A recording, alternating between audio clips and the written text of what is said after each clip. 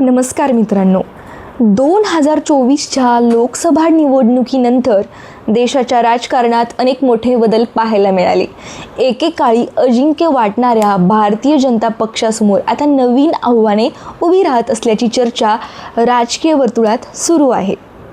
काही राजकीय विश्लेषकांच्या मते अलीकडील काही आंदोलनांनी आणि जनतेच्या बदलत्या प्रतिक्रिया यांनी सत्ताधारी पक्षासाठी काही महत्त्वाचे प्रश्न निर्माण केले आहेत. तर दुसरीकडे भाजपचे समर्थक असे म्हणतात की पक्ष अजूनही देशातील सर्वात मजबूत राजकीय संघटना आहे आणि विरोधक परिस्थितीचे चुकीचे चित्र रंगवत आहेत. मग नेमकं सत्य काय आहे? भाजपकडून खरोखर काही रणनीतिक चुका झाल्या आहेत का, की हा केवळ एक राजकीय प्रचाराचा भाग आहे? आजच्या या व्हिडिओमध्ये आपण विविध दृष्टिकोनातून या संपूर्ण विषयाचा आढावा घेणार आहोत, त्यामुळे हा व्हिडिओ शेवटपर्यंत नक्की पहा. गेल्या 10 वर्षात भारतीय जनता पक्षाने भारतीय राजकारणात मोठे स्थान निर्माण केले. 2014 आणि 2019च्या लोकसभा निवडणुकांमध्ये मिळालेल्या यशामुळे पक्षाचा आत्मविश्वास वाढला. केंद्रातील सत्ता, अनेक राज्यांमधील सरकारे आणि मजबूत संघटनात्मक जाळे यामुळे भाजप देशातील सर्वात प्रभावी पक्ष म्हणून ओळखला जाऊ लागला. मात्र 2024च्या निवडणुकानंतर राजकीय समीकरणांमध्ये काही बदल दिसू लागले. भाजप सर्वात मोठा पक्ष राहिला असला तरी स्वतंत्र बहुमताचा आकडा गाठू शकला नाही आणि सरकार स्थापन करण्यासाठी मित्रपक्षांच्या पाठिंब्यावर अवलंबून राहावे लागले. याच काळात विविध सामाजिक आणि राजकीय मुद्द्यांवर आंदोलने, चर्चा आणि सोशल मीडियावरील प्रतिक्रिया वाढताना दिसल्या आहेत. काही विश्लेषकांच्या मते ही परिस्थिती पक्षासाठी नव्या प्रकारचे आव्हान ठरू शकते. आता पहिली चूक म्हणजे स्वतःचा अति आत्मविश्वास. अनेक राजकीय विश्लेषक असे मानतात की सलग 2 मोठ्या विजयानंतर कोणत्याही पक्षामध्ये आत्मविश्वास वाढतो. मात्र तोच आत्मविश्वास जर अति आत्मविश्वासात बदलला तर निर्णय क्षमतेवर त्याचा खूप मोठ्या प्रमाणात परिणाम होऊ शकतो. भाजपबाबतही असा दावा काही विश्लेषकांकडून करण्यात येतो. त्यांच्या मते गेल्या काही वर्षांमध्ये मोठ्या यशामध्ये पक्षाला आपला जनाधार कायम मजबूत राहील असा विश्वास निर्माण झाला. त्यामुळे विरोधकांची ताकद, स्थानिक नाराजी आणि मतदारांच्या बदलत्या अपेक्षा याचा पुरेसा अंदाज घेण्यात काही प्रमाणात त्रुटी राहिल्या. भाजपचे नेते हा आरोप फेटाळतात. त्यांच्या मते पक्ष सातत्याने बूथ स्तरावर काम करत आहे, कार्यकर्त्यांशी संवाद साधत आहे आणि प्रत्येक निवडणुकीसाठी स्वतंत्र रणनीती आखत आहे. म्हणजेच हा मुद्दा राजकीय चर्चेचा विषय असला तरी त्यावर वेगवेगळी मते आहेत. तळागाळातील मतदारांचा बदलता दृष्टिकोन. आजचा मतदार पूर्वीपेक्षा अधिक जागरूक झाला आहे. सोशल मीडिया, डिजिटल माध्यमे आणि स्वतंत्र माहितीच्या स्रोतांमुळे लोक विविध बाजू ऐकून मत तयार करतात.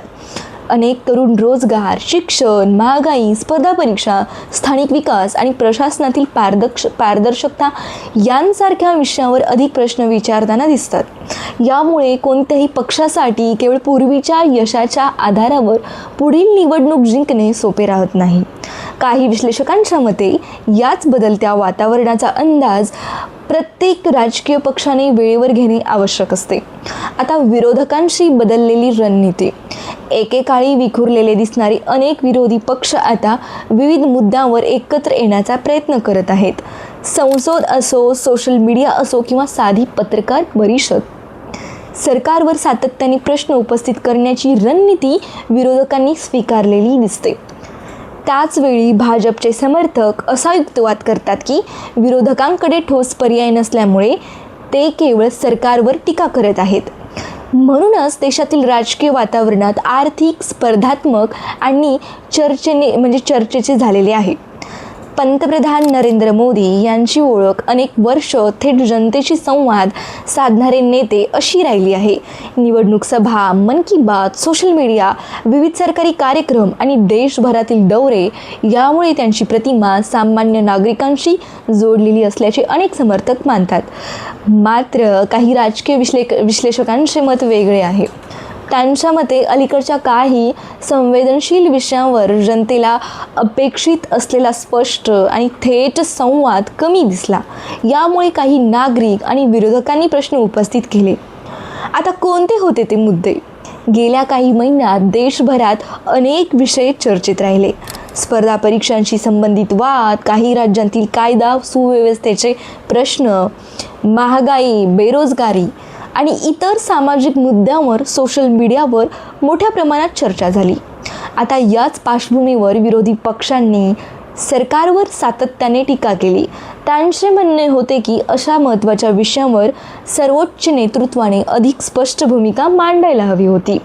दुसरीकडे भाजपचे नेते आणि समर्थक युक्तिवाद करतात की सरकारने संबंधित मंत्रालयांमार्फत आवश्यक निर्णय घेतले, चौकशी सुरू केली आणि प्रशासनाने आपले काम केले. त्यामुळे प्रत्येक विषयावर पंतप्रधानांनी स्वतंत्रपणे प्रतिक्रिया देणे आवश्यक नसते. म्हणजेच हा मुद्दा देखील मतभेदाचा विषय आहे. सोशल मीडियाने बदललेलं राजकारण. पूर्वी एखादी बातमी लोकांपर्यंत पोहोचवण्यासाठी TV किंवा वर्तमानपत्रावर अवलंबून राहावं लागायचं. आज परिस्थिती पूर्णपणे बदलली आहे. एका मोबाईलमधून काही मिनिटात लाखो लोकांपर्यंत माहिती पोहोचते, अवघ्या काही सेकंदामध्ये. एखादा व्हिडिओ, पोस्ट किंवा हॅशटॅग काही तासात राष्ट्रीय चर्चेचा विषय बनू शकते. यामुळे कोणत्याही सरकारसाठी माहितीचं व्यवस्थापन आणि जनतेशी सातत्याने संवाद ठेवणं अधिक महत्त्वाचं बनलेलं आहे. आता कार्यकर्त्यांची भूमिका. कोणत्याही राजकीय पक्षाची खरी ताकद त्याने तळागाळातील कार्यकर्ते असतात. हे कार्यकर्तेच गावोगावी जाऊन पक्षाची भूमिका लोकांपर्यंत पोहोचवतात. काही विश्लेषकांच्या मते जेव्हा एखाद्या मुद्द्यावर स्पष्ट संदेश उशिरा पोहोचतो तेव्हा कार्यकर्त्यांनाही लोकांच्या प्रश्नांची उत्तरं देताना अडचणी निर्माण होतात. मात्र भाजपकडून असा दावा केला जातो की पक्षाची संघटनात्मक यंत्रणा आजही देशातील सर्वात मजबूत असून कार्यकर्ते सातत्याने जनतेमध्ये काम करत आहेत. आता बदललेल्या अपेक्षा काय आहेत? आजचा मतदार केवळ घोषणा ऐकून समाधानी राहत नाही. त्याला प्रश्नांची उत्तरं हवी असतात. त्याला निर्णयामागचं कारण जाणून घ्यायचं असतं आणि सर्वात महत्त्वाचं म्हणजे त्याला सरकार आणि नेतृत्वाकडून सातत्याने संवाद अपेक्षित असतो. याच कारणामुळे आज प्रत्येक मोठ्या राजकीय पक्षासाठी संवाद ही निवडणूक जिंकण्या इतकीच महत्त्वाची गोष्ट बनली आहे. विरोधकांनी मिळालेली संधी. राजकारणात एक नियम कायम असतो. सत्ताधारी पक्ष जिथे शांत राहतो तिथे विरोधक आपली भूमिका अधिक आक्रमकपणे मांडतात. आता अनेक राजकीय विश्लेषकांच्या मते अलीकडे काही घटनांमध्ये विरोधी पक्षांनी हीच रणनीती अवलंबली आहे. प्रेस कॉन्फरन्स, सोशल मीडिया, संसद आणि विविध आंदोलनांच्या माध्यमातून त्यांनी सरकारवर सातत्याने प्रश्न उपस्थित केले आहेत. यामुळे सार्वजनिक चर्चेचा केंद्रबिंदू अनेक सरकारच्या बाजूऐवजी विरोधकांच्या आरोपांभोवती फिरताना दिसला. आता भाजपचे समर्थक मात्र या विश्लेषणाची सहमत नाहीत. त्यांच्या मते विरोधकांनी उपस्थित केलेले अनेक आरोप राजकीय स्वरूपात होते आणि सरकारने त्यांना योग्य प्रकारे उत्तरे दिले नाहीत. राजकारणात निवडणुका केवळ मतांवर जिंकल्या जात नाहीत, त्या लोकांच्या मनात तयार होणाऱ्या विश्वासावरही अवलंबून असतात. यालाच अनेक राजकीय विश्लेषक नरेटिव्ह म्हणतात. म्हणजेच एखाद्या घटनेकडे लोकांनी कोणत्या दृष्टीने पाहावे याभोवती तयार होणारी सार्वजनिक चर्चा. गेल्या दशकात भाजपने अनेक महत्त्वाच्या मुद्द्यांवर आपली भूमिका प्रभावीपणे लोकांपर्यंत पोहोचवली. पक्षाची मजबूत संघटनात्मक यंत्रणा, सोशल मीडियावरील सक्रिय उपस्थिती आणि मोठ्या प्रमाणातील जनसंपर्क मोहिमा यामुळे अनेकदा सार्वजनिक चर्चेचा केंद्रबिंदू त्यांच्या बाजूने राहिला. मात्र काही राजकीय विश्लेषकांच्या मते समजले आहे की काही राजकीय विश्लेषकांचे मत असे आहे की अलीकडील काही घटनांमध्ये हे चित्र काही प्रमाणात बदलताना दिसत आहे. आता सोशल मीडियाने बदललेलं समीकरण. पूर्वी माहितीचा प्रवाह मुख्यतः TV, वर्तमानपत्रे आणि काही निवडक माध्यमांपुरता मर्यादित होता. आज प्रत्येक व्यक्ती स्वतः एक माध्यम बनली आहे. एका मोबाईलवरून काही सेकंदात लाखो लोकांपर्यंत व्हिडिओ, पोस्ट किंवा हॅशटॅगची प्रतिक्रिया पोहोचू शकते अवघ्या काही सेकंदामध्ये. यामुळे कोणत्याही एका पक्षासाठी सार्वजनिक चर्चेवर पूर्ण नियंत्रण ठेवणे अधिक कठीण झाले आहे. याच कारणामुळे राजकीय पक्षांनाही आपल्या रणनीतीमध्ये सतत बदल करावे लागत आहेत. तरुण मतदारांची बदललेली मानसिकता. आजचा तरुण मतदार फक्त एका माध्यमावर अवलंबून राहत नाही. तो वेगवेगळ्या स्रोतांमधून माहिती घेतो, एका बातमीची अनेक बाजू समजून घेण्याचा तो प्रयत्न करतो, सरकारचे म्हणणे ऐकतो, विरोधकांचेही ऐकतो आणि त्यानंतर स्वतःचे मत तयार करतो. आता काही विश्लेषकांच्या मते असंही आहे की हीच गोष्ट आजच्या राजकारणातील सर्वात मोठा बदल ठरलेली आहे. आंदोलनाचा प्रभाव काय झालेला आहे? आता लोकशाहीमध्ये आंदोलनांना महत्त्वाचे स्थान असते. जेव्हा नागरिक एखाद्या विषयावर मोठ्या प्रमाणात स्वतःचा आवाज उठवतात तेव्हा सरकार आणि विरोधक दोघांनाही त्याकडे लक्ष द्यावे लागते. मात्र प्रत्येक आंदोलनाचे स्वरूप वेगळे असते. काही आंदोलनांना राजकीय पक्षांचा पाठिंबा असतो, तर काही आंदोलनामध्ये नागरिक स्वतः पुढाकार घेतात. आता याच पार्श्वभूमीवर काही विश्लेषकांनी संबंधित आंदोलनाबाबत असा दावा केला आहे की त्यामध्ये मोठ्या प्रमाणावर तरुणांचा सहभाग दिसून आला आहे. त्यामुळे त्याकडे दुर्लक्ष करणे कोणत्याही पक्षासाठी सोपे नव्हते. दुसरीकडे भाजपचे समर्थक या दाव्याशी सहमत नाहीत. त्यांच्या मते अनेक आंदोलनांमध्ये विरोधी पक्षांचा अप्रत्यक्ष प्रभाव असतो आणि त्यांचे वस्तुनिष्ठ मूल्यमापन होणे आवश्यक आहे. आता प्रत्येक पक्षासाठी हा इशारा आहे का? राजकीय विश्लेषकांचा मत असं आहे की मुद्दा केवळ भाजपपुरता मर्यादित नाही आहे.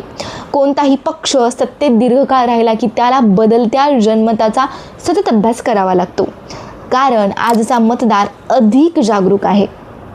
तो प्रश्न विचारतो, तो उत्तरांची अपेक्षा ठेवतो, तो उत्तरांची अपेक्षा करतो आणि त्याला केवळ घोषणा नाही तर प्रत्यक्ष परिणाम पाहायचे असतात. एखादं काम झालं आहे का नाही त्याचे रिझल्ट्स पाहायचे असतात त्या मतदाराला. आता 2024 नंतर देशातील राजकारण अधिक स्पर्धात्मक झाल्याचे अनेक निरीक्षक मानतात. सत्ताधारी पक्षासमोर आपली लोकप्रियता कायम ठेवण्याचे आव्हान आहे, तर विरोधी पक्षांसमोर स्वतःचा विश्वासार्ह पर्याय म्हणून सिद्ध करण्याचे आव्हान पण आहे. म्हणूनच पुढील काही वर्ष भारतीय राजकारणासाठी अत्यंत महत्त्वाची ठरणार आहेत. आता गेल्या काही काळात काही राजकीय भाष्यकारांनी सध्याच्या आंदोलनाची तुलना 2011 मध्ये झालेल्या अण्णा हजारे यांच्या भ्रष्टाचार विरोधी आंदोलनाशी केली आहे. मात्र ही तुलना कितपत योग्य आहे याबाबत राजकीय तज्ज्ञांमध्ये एकमत आहे का नाही? 2011 मधील आंदोलनाचे प्रमुख मुद्दे हे होते की त्या काळात भ्रष्टाचार हा देशव्यापी चर्चेचा विषय बनलेला होता आणि त्या आंदोलनामुळे भारतीय राजकारणात खूप मोठ्या प्रमाणात बदल झाले. अनेक नवीन राजकीय समीकरणे तयार झाली आणि त्याचे परिणाम पुढील निवडणुकांमध्येही सर्रास पाहण्यासाठी दिसले आपल्याला. आता आजची परिस्थिती वेगळी आहे. सध्याचे आंदोलन वेगवेगळ्या सामाजिक, आर्थिक किंवा प्रशासकीय मुद्द्यांभोवती फिरताना दिसते. त्यामुळे दोन्ही काळाची थेट तुलना करणे कठीण असल्याचे अनेक राजकीय विश्लेषकांचे मत आहे. आता 2019 पर्यंत राजकारण कसं असेल? आज भारतीय राजकारणात एका न्यू टप्प्यामध्ये प्रवेश करत आहे. सत्ताधारी पक्षासाठी सर्वात मोठं आव्हान म्हणजे जनतेचा विश्वास कायम ठेवणं, तर विरोधकांसमोर सर्वात मोठं आव्हान म्हणजे स्वतःला एक विश्वासू पर्याय म्हणून मतदारांसमोर उभं करणं. येत्या काळात रोजगार, महागाई, शिक्षण, आरोग्य, शेती, पायाभूत सुविधा, तंत्रज्ञान आणि तरुणांच्या अपेक्षा हे मुद्दे अधिक महत्त्वाचे ठरणार आहेत. त्यामुळे निवडणुका केवळ प्रचारावर नव्हे तर प्रत्यक्ष कामगिरीवर अधिक अवलंबून राहू शकतात. आता भाजप पुढील मुख्य आव्हान हे आहे की काही राजकीय विश्लेषकांच्या मते पुढील काळात भाजपसमोर काही महत्त्वाची आव्हाने असू शकतात. बदलत्या जनमताचा सातत्याने अभ्यास करणे, तरुण मतदारांशी अधिक प्रभावी संवाद साधणे, सोशल मीडियावरील चुकीच्या माहितीला वेगाने उत्तर देणं, स्थानिक प्रश्नावर अधिक लक्ष केंद्रित करणे, मित्र पक्षांशी समन्वय राखणे. दुसरीकडे भाजपचे नेते सातत्याने असा दावा करतात की पक्षाकडे मजबूत संघटना, अनुभवी नेतृत्व आणि देशभरातील व्यापक जनाधार असल्यामुळे ही आव्हाने पेलण्याची क्षमता त्यांच्याकडे आहे. आता विरोधकांसमोरील आव्हानंही तितकीच मोठी आहेत. आता या चर्चेत अनेकदा केवळ सत्ताधारी पक्षावर लक्ष केंद्रित केलं जातं, पण विरोधकांसमोरही मोठी आव्हाने आहेत. सरकारवर टीका करणे ही एक गोष्ट आहे, मात्र त्याचबरोबर जनतेसमोर स्पष्ट धोरण, नेतृत्व आणि पर्यायी विकासाचा रोडमॅप मांडणेही तितकेच आवश्यक आहे. म्हणूनच येणाऱ्या काळात दोन्ही बाजूंना जनतेचा विश्वास जिंकण्यासाठी कठोर मेहनत घ्यावी लागणार आहे. आता तुम्हाला या विषयाबद्दल काय वाटतं? काही विश्लेषकांनी मांडलेले मुद्दे तुम्हाला पटतात का? की भाजपवर होत असलेली टीका अतिशयोक्तिपूर्ण आहे? तुमचं मत आम्हाला कमेंट बॉक्समध्ये नक्की सांगा. जर तुम्हाला अशाच प्रकारचे सखोल, संतुलित आणि माहितीपूर्ण राजकीय विश्लेषण पाहायचं असेल तर आजची बातमी ऑफिशियल या चॅनेलला सबस्क्राईब करा, या व्हिडिओला लाईक करा आणि नोटिफिकेशन बेल आयकॉन नक्की ऑन करा. मी भेटेन पुन्हा एका नव्या आणि महत्त्वाच्या विषयासह. तोपर्यंत नमस्कार. जय हिंद, जय महाराष्ट्र.